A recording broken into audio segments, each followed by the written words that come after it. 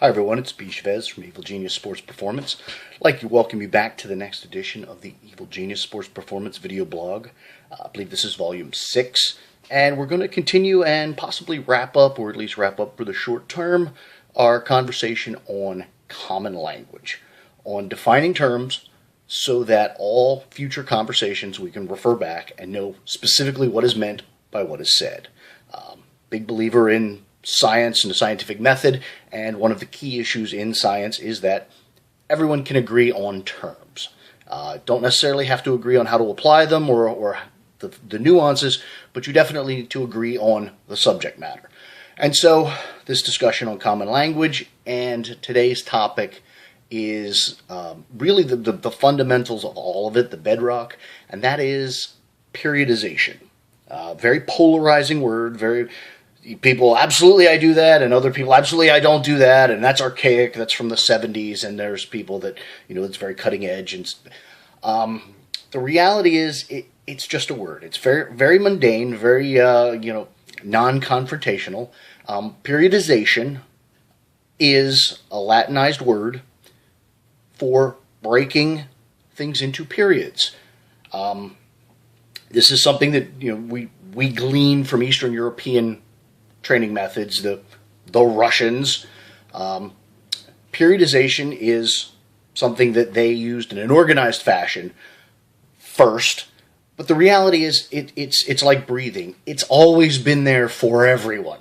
Not everyone's embraced it, not everyone's taken it and exploited it to its full potential, but periodization is simply breaking your training scheme into periods, and then the connotation is accomplishing a specific goal within each period.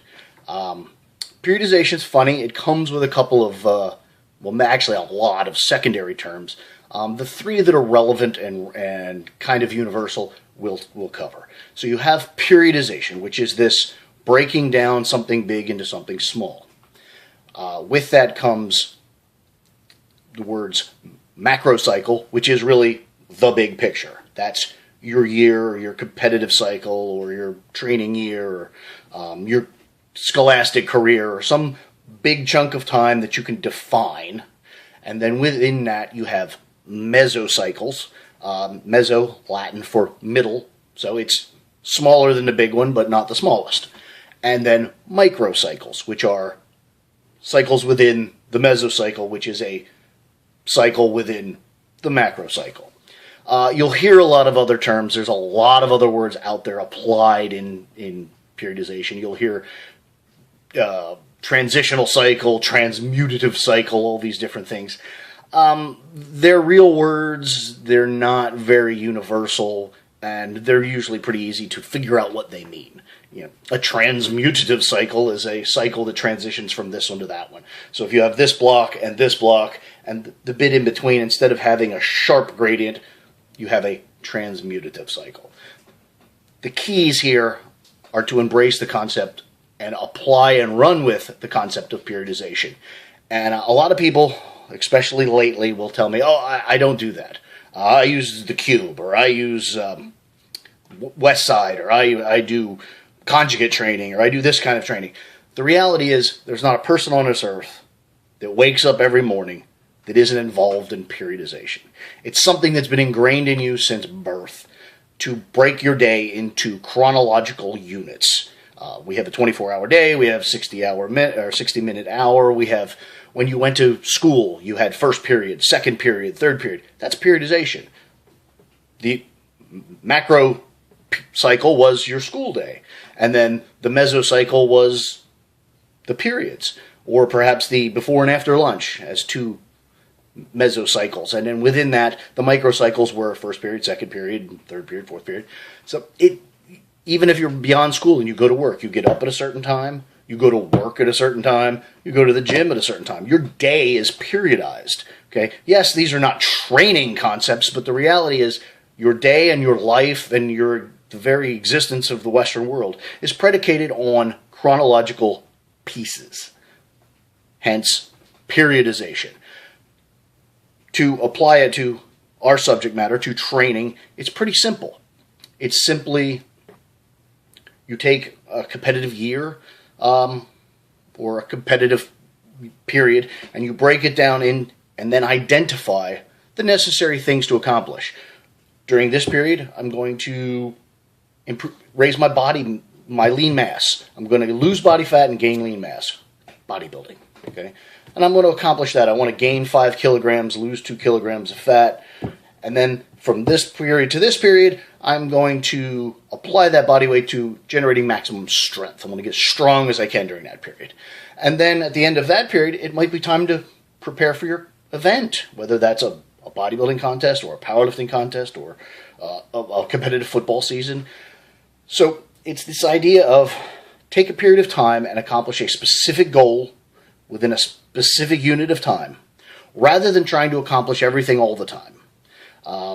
Very lately, it's been cool to compress periodization into these very, very small units, where one day a week you're training for speed, and one day a week you're training for strength, and one day a week you're training for size, and one day a week you're training to get lean, and that's really, really pushing your luck.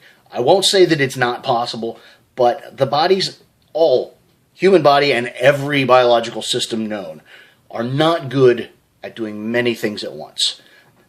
Biological systems are very good at accomplishing a given task at a given time, which is the magic of periodization. For this 6, 8, 10 week period, you do nothing but get strong. During this 6, 8, 10 period, you do nothing but get lean, okay? While trying to minimize the damage you did to the previous cycle. People tell me, I don't periodize. And then 2 minutes later into the conversation, they say, right now I'm trying to raise my bench press. Well, if you have a specific goal, and God forbid you have a specific time frame you want to do that, you just periodized your training. Okay? Every single person on December 31st that says, my New Year's resolution is to lose 10 pounds, you just periodized. You set out a period of 1 year and a goal of a loss of body weight of 10 pounds. Okay? Again, not very specific to your competitive training, you, the listener, to Evil Genius Sports Performance, but it's the reality of how ubiquitous and pervasive the idea of periodization is. Everyone uses it all the time. And even if you do one of these other training models, if you use Westside or Conjugate or Cube, you still periodize. If you have a competitive career, if you say, I'm going to compete in this event on this day, in some fashion, you just periodize your training. All I say, all Evil Genius Sports Performance says, all Western science says, and all of the Soviet research that this is predicated on says, take that concept and run with it to the fullest. Okay? Once you've defined that a certain thing needs to happen at a certain time, you can now work backward and put in the necessary steps. I should accomplish, if my goal is to squat 1,000 pounds on this day, then I really should squat at 900 pounds by this day, and 800 pounds by this day, and I should weigh this on this day, and I should weigh that on that day. And you can begin to just fill in your calendar with relevant goals to accomplishing your main goal. You're periodizing. You could say, I need to weigh this, so I need to be eating this many calories and perhaps taking this many milligrams and training this many hours per week. And the next thing you know, your calendar fills in so completely and smoothly that your training program writes itself simply by periodizing your goals, identifying targets within the goals, and then filling in the middle bits. An awful lot of high-level sports management and athletic management is simply organization. Write it down. What do you need to do? And then look at the obvious steps of how to get from where you are to where you're going. Periodization. Breaking your training down into periods. Very simple. Very key. You need to embrace it. Think about it. Start to write these things down. The next thing you know, you don't need me. You don't need an awful lot of the books, magazines, and websites out there, because once you've clearly identified what you want to do and a few of the things you need to do to accomplish that, all the bits in the middle become self-evident. So, periodization, probably your biggest friend in all the world of training.